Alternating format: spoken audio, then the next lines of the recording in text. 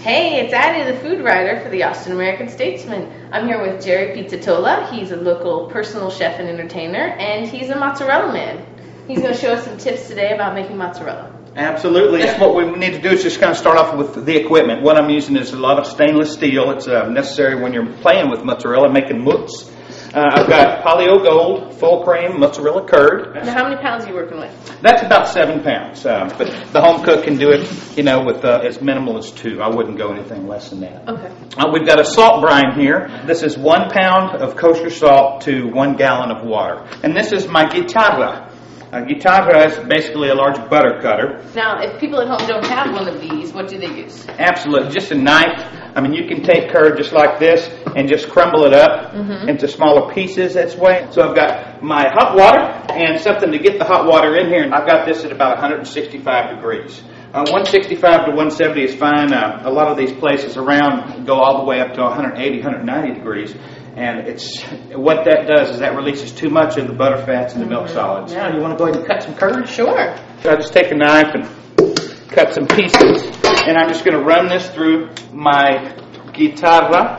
And what that does is it cuts the curd evenly. You don't want real thick pieces because then it won't cook all the way through. Mozzarella curd is something you can buy at a lot of specialty stores. Whole Foods, I know, carries it. Central Market carries it.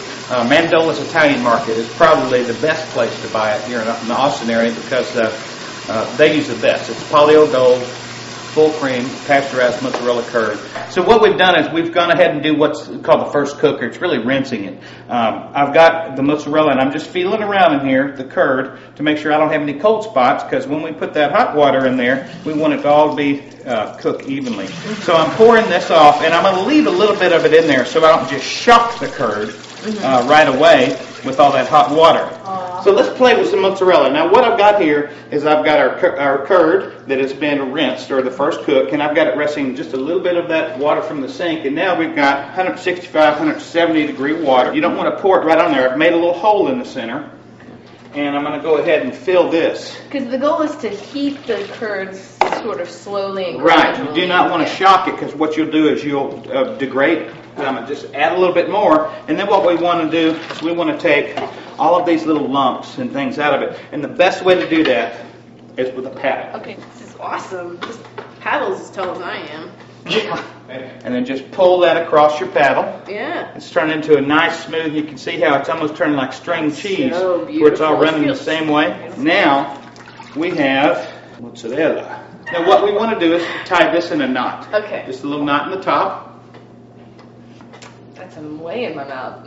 See how it stretches? Oh yeah. Okay, so there's the little Okay. tail. Now let that kind of rest on itself. And then you want to put your fingers right through here. Okay.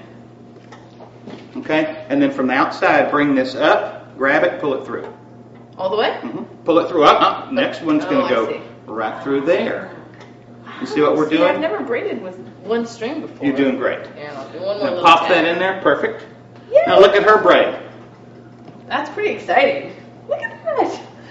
So I'd keep this in there for about 20 to 30 minutes. Okay. It's about 30 minutes per pound Okay. of mozz. Let me take a look at these braids. Now this one right here, if you can feel the little shell on there, I don't know if you can feel that it's kind of a little coating or Yeah, covering. yeah. That baby's ready to go. So Let's it's put good. that in that marinade as Okay. well. And will you Extra virgin olive oil, grated garlic, Parmigiano Reggiano cheese, and please use a good cheese, Reggiano, a Locatelli, a nice Romano or something.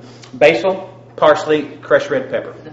And there's a beautiful little marinated braid. And then you could set this on a plate, some cherub tomatoes around, maybe a bed of arugula, and set it in the middle of the table, and some nice bread, good bottle of wine and friends. And hey man, you made it.